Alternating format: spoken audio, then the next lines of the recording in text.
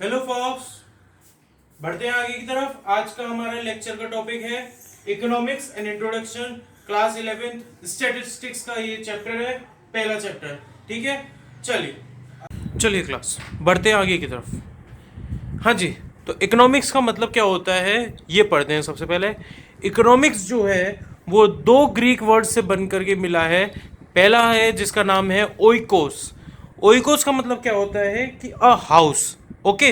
और दूसरा word Greek word जो है उसका नाम है नेमिन। नेमिन का मतलब होता है कि मैनेज करना। तो इकोनॉमिक्स को ओवरऑल अगर हम देखा जाए तो इकोनॉमिक्स का मतलब क्या होता है, हाउस होल्ड का मैनेजमेंट। ओके क्लास, चलिए। पहले क्या होता था कि इकोनॉमिक्स को पॉलिटिकल इकोनॉमी भी कहा जाता था, लेकिन कुछ समय बढ़ते बढ़ते चलते चला गया, समय बढ़ता गया और इकोनॉमिक्स के लिए अलग अलग डेफिनेशंस हमारे अलग अलग प्रोफेसर्स के द्वारा दी गई थी। ये कुछ चार डेफिनेशंस ऐसी हैं जिनको हमारे प्रोफेसर्स के द्वारा दिया गया था। तो सबसे पहली डेफिनेशन थी वेल्थ की डेफिनेशन, जिसे हमारे इकोनॉमिक्स के फादर, जिन्हें एडम स्मिथ कहा जाता है, उन्होंने दी थी। एडम स्मिथ का कहना था कि इकोनॉमिक्स क्या है, एक साइंस ऑफ वेल्थ। वेल्थ अगर ऑर्डिनल लैंग्वेज में बात करी जाए तो वेल्थ का मतलब होता है पैसा, लेकिन इकोनॉमिक्स में वेल्थ का मतलब होता है वो चीज, वो गुड्स जो ह्यूमन की वांट्स को, ह्यूमन की नीड्स को सेटिस्फाई करके चले, उसे बोलते हैं वेल्थ। तो एडम स्मिथ के अकॉर्डिंगली वेल्थ डेफिनेशन ये कहती थी कि इकोनॉमिक्स जो है वो एक साइंस है, यानी कि वो एक स्टडी है वेल्थ के बारे में। किसके बारे में? वो उस चीज़ों के बारे में, उन गुड्स के बारे में जो ह्यूमन की नीड्स, ह्यूमन की वांट्स को सेटिस्फाई कर सके। ठीक है क्लास। अगली डेफिनेशन हमें दी थी वेलफेयर डेफिनेशन, एल्फ्रेड मार्शल ने। एल्फ्रेड मार्शल ने क्या कहा था कि it is a study of man in the ordinary business of life. It inquires how he gets his income and how he uses it. Alfred Marshall के according क्या था कि एल्फ्रेड मार्शल ने यह कहा था कि हम इकोनॉमिक्स में उस चीज़ की स्टडी करते हैं कि मैन का वेलफेयर हो, जिसमें जिसमें मैन का ऑर्डिनरी लाइफ में, यानी कि एक आम जिंदगी में, जिसमें इंसान का भला हो, इसका वेलफेयर हो, उसके बारे में हम इकोनॉमिक्स में स्टडी करते हैं। अब उसका भला कैसे होगा, उसमें इकोनॉमिक्स में उनने ये भी बोला कि हम इकोनॉमिक्स में ये पढ़ते हैं कि कैसे वो मैन, कैसे वो पर्सन, कैसे वो ह्यूमन अपनी इनकम को अर्न कर रहा है, अपनी इनकम कैसे कमा रहा है, और वो उस कमाई हुई इनकम को किस तरीके से वो यूज कर रहा है। तो it acquires how he gets his income, कैसे वो उसको अपनी इनकम मिल रही है, and how he uses it, कैसे वो उस इनकम को यूज कर रहा है। ठीक है। अगली डेफिनेशन जो हमें दी गई थी वो प्रोफेसर लियोनेल रॉबिन्स के द्वारा दी गई थी, जिसे स्कैर्सिटी डेफिनेशन के नाम से जाना जाता था। उन्होंने क्या कहा था कि इकोनॉमिक्स एक साइंस है which studies the human behaviour as a relationship between ends and scarce means which have alternative uses. Professor Lionel Robbins का कहना था कि इकोनॉमिक्स एक स्टडी है जिसमें हम इंसान के उस बिहेवियर को समझते हैं, उस बिहेवियर को पढ़ते हैं, जिसमें हमें एक रिलेशनशिप मिलता है कि एक एंड और एक स्केयर्स रिसोर्सेज के बीच में। वो रिसोर्सेज जो बिल्कुल खत्म हो चुके हैं, या वो रिसोर्सेज जो खत्म होने वाले हैं, जिनकी तादाद यानी कि जिनकी क्वांटिटी अब बहुत कम रह गई है, उनके बीच में ह्यूमन अपने आप को किस तरीके से ढालता है, अपना रिलेशन एंड और स्केयर्स मीन्स के बीच में किस तरीके से वो बनाता है, ताकि विच हैव ऑल्टरनेटिव यूजेस, ताकि उसके ऑल्टरनेटिव यूज ले करके उन स्केयर्स रिसोर्सेज का वो फुल्ली यूटिलाइज कर सके। आगे बात समझ में? यानी कि इकोनॉमिक्स एक साइंस है जिसमें ह्यूमन के बिहेवियर के बारे में बताया जाता है कि as a relationship between the ends, ये जो रिसोर्सेज बिल्कुल खत्म हो चुके हैं, या फिर स्केयर्स मीन्स यानी कि जो बिल्कुल खत्म होने वाले हैं, और उनका जो भी ऑल्टरनेटिव यूजेस है, उस ऑल्टरनेटिव यूजेस को फॉलो किया जाता है ताकि वो उन स्केयर्स रिसोर्सेज का ऑप्टिमम यूटिलाइजेशन हो सके।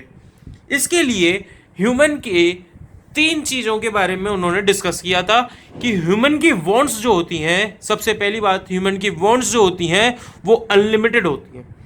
एक नई वांट खत्म नहीं होती तो दूसरी नई पैदा हो जाती है, यानी कि ह्यूमन की वांट्स हमेशा से अनलिमिटेड रही हैं और आगे भी अनलिमिटेड रहेंगी, यानी कि ह्यूमन की वांट्स कभी भी फुल्ली सेटिस्फाई नहीं हो सकती है। दूसरा, जब ह्यूमन की वांट्स पूरी तरीके से सेटिस्फाई नहीं होती तो रिसोर्सेज में स्कैर्सिटी आना शुरू हो जाती है। अब जब रिसोर्सेज की कमी होना शुरू हो जाएगी, जब ह्यूमन की वांट्स पूरी नहीं हुई तो रिसोर्सेज में कमी शुरू होने चालू हो जाएगी, क्योंकि वो ह्यूमन अपनी वांट्स को पूरा करने के लिए उस रिसोर्सेज को ज़्यादा से ज़्यादा यूज़ करेगा। जब ज़्यादा से ज़्यादा यूज़ करेगा, एक्सेस यूज़ करेगा, तो रिसोर्सेज स्केर्स होना शुरू हो जाएंगे, और जब रिसोर्सेज स्केर्स होना शुरू हो जाएंगे तो उनको ऑल्टरनेटिव यूजेस पे रख दिया जाएगा। आगे बात समझ में नहीं आई? यानी कि यहाँ पे एंड और स्केर्स मींस और ऑल्टरनेटिव यूजेस तीनों का मतलब समझ में आ गया डेफिनेशन में?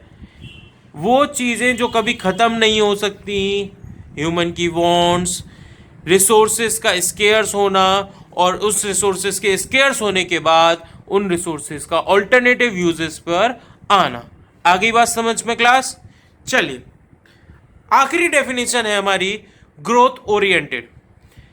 ग्रोथ ओरिएंटेड डेफिनेशन जो थी ये प्रोफेसर सैमुअलसन ने दी थी, और इस डेफिनेशन को एज अ बेस्ट डेफिनेशन बताया गया था।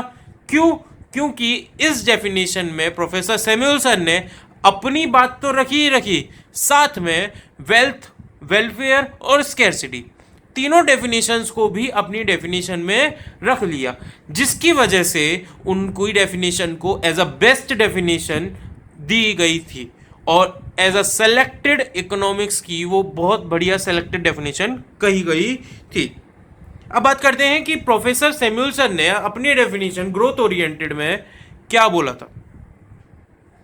प्रोफेसर का कहना था कि it is a study of how man and society, ये एक स्टडी है जिसमें कैसे मैन और सोसाइटी स्टडी के करते हैं अपने विद और without the use of money, यानी कि कैसे मैन और सोसाइटी जो है वो कैसे चूज करती है, कैसे रिसोर्सेज को सेलेक्ट करती है पैसे के साथ और पैसे के बिना, विद और without the use of money, to employ scarce productive resources, यानी कि जितने भी प्रोडक्टिव रिसोर्सेज हमारे स्केर्स हैं उसके कितने भी ऑल्टरनेटिव यूजेस हैं, उन सारे ऑल्टरनेटिव यूजेस का ध्यान में रखते हुए हमारी सोसाइटी और हमारे जो ह्यूमंस हैं वो किस तरीके से रिसोर्सेज को सेलेक्ट करते हैं, उनको चूज करते हैं, ये स्टडी ग्रोथ ओरिएंटेड में बताई गई थी। आगे बढ़ते हैं। To produce various commodities over time and distribute them for consumption now and in the future among various peoples and groups of society. अब देखिए, उन्होंने साथ में क्या कहा, उन्होंने ये तो बता दिया कि जो भी ह्यूमंस हैं या जो भी सोसाइटी है वो चूज करे अपने रिसोर्सेज को, स्केर्स रिसोर्सेज को, जिनके ऑल्टरनेटिव यूजेस हैं। ठीक, उन्होंने साथ में ये भी कहा कि हमें प्रोड्यूस करना चाहिए वेरियस कमोडिटीज, अलग अलग तरीके की कमोडिटीज को समय के साथ हमें प्रोड्यूस करके चलना है, और साथ में ही उनको प्रोड्यूस करके रख नहीं देना है, उसको डिस्ट्रीब्यूट भी कर देना है, ताकि इस समय और आने वाले फ्यूचर में उसका कंजप्शन कर सके अलग अलग लोग और अलग अलग ग्रुप्स ऑफ सोसाइटी, यानी कि वेरियस पीपल्स और ग्रुप्स ऑफ सोसाइटीज इस समय और आने वाले फ्यूचर में उस गुड्स का, जिसको, उस कमोडिटी का जिसको आपने प्रोड्यूस किया है, उसको डिस्ट्रीब्यूट करने के बाद उसका वो कंजप्शन कर सकें। आगे बात समझ में क्लास? तो ये चार डेफिनेशंस थी हमारे प्रोफेसर्स के द्वारा। सबसे पहली वेल्थ डेफिनेशन एडम स्मिथ ने दी थी, जिसमें उन्होंने एक कहा था economics is the science of wealth. Welfare definition Alfred Marshall ने, इसमें उसकी बताया गया था कि कैसे इंसान अपनी इनकम को कमाता है और कैसे वो यूज करता है। अगली डेफिनेशन प्रोफेसर लियोनेल रॉबिन्स ने दी थी, जिसमें कहा गया था कि कैसे एक ह्यूमन बिहेवियर को, रिलेशनशिप को एंड और स्केयर्स मीन्स के बीच में एक रिलेशनशिप बताता है जिसके ऑल्टरनेटिव यूजेस होते हैं।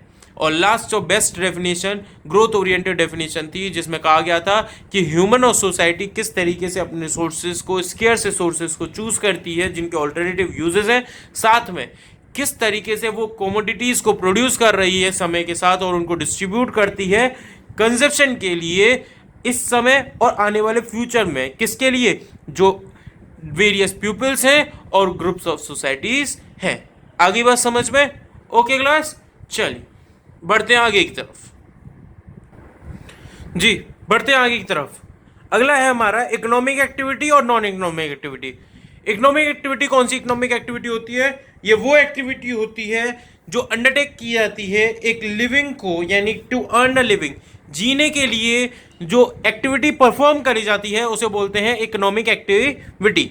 ठीक है, जैसे कि अगर एक टीचर स्कूल में पढ़ा रहा है तो वो उसकी इकोनॉमिक एक्टिविटी होगी, क्योंकि उसके रिटर्न में उसको इनकम मिलेगी। ठीक है, और वो उसको यूज करेंगे। अगला आता है non economic activity. Non economic activity कौन सी एक्टिविटी होती है? वो एक्टिविटी होती है which are not concerned with the creation of money, यानी कि यहाँ पे पैसे को क्रिएट करने के लिए, पैसे कमाने के लिए एक्टिविटी परफॉर्म नहीं की जाती है। यहाँ पे एक्टिविटी परफॉर्म करी जाती है विद लव, सिंपैथी, इससे आगे बात समझ में?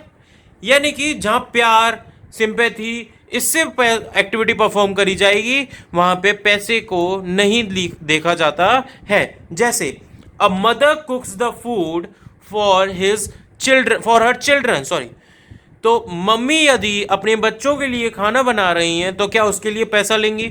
नहीं, बिल्कुल। और वही मम्मी यदि हॉस्टल में या किसी और जगह खाना बना रही हैं तो उसके बदले में वो पैसा लेंगी, तो वो उनकी इकोनॉमिक एक्टिविटी हो जाएगी।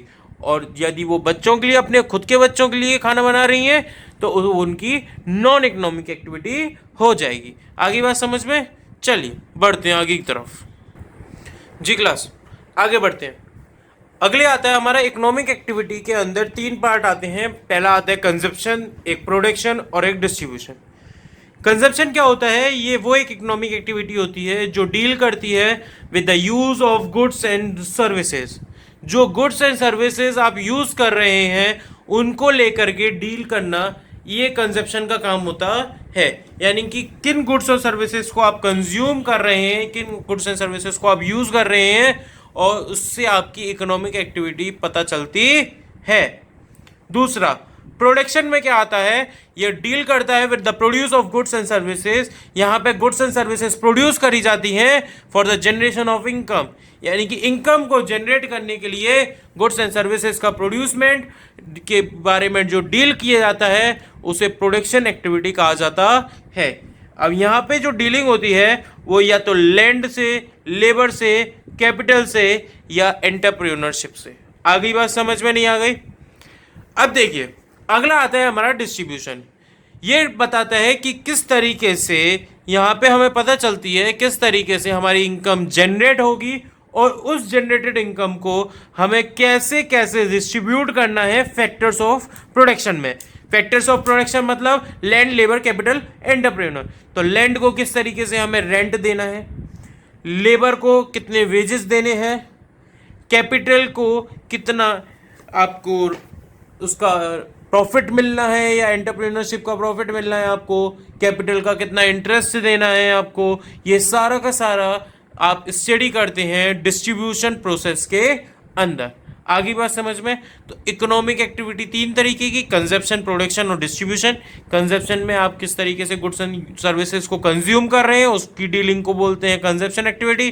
प्रोडक्शन एक्टिविटी में किस तरीके से गुड्स एंड सर्विसेज प्रोड्यूस करी जा रही हैं इनकम को जनरेट करने के लिए, और डिस्ट्रीब्यूशन में जो इनकम आप जनरेट कर रहे हो उसको किस तरीके से आपको फैक्टर्स ऑफ प्रोडक्शन में डिस्ट्रीब्यूट करना है उसकी स्टडी डिस्ट्रीब्यूशन एक्टिविटी में आती है।